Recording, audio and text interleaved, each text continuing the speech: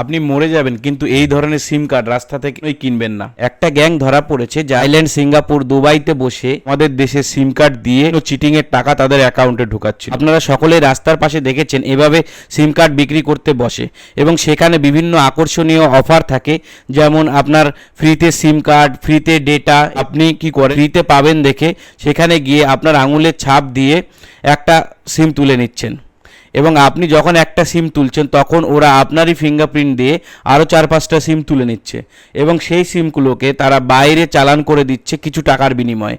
ওই সিম কার্ডগুলোকে বিভিন্ন fake bank অ্যাকাউন্টগুলোর সাথে কানেক্ট করা হচ্ছে, সেই অ্যাকাউন্টগুলোতে চিটিংয়ের পয়সা ঢোকানো হচ্ছে।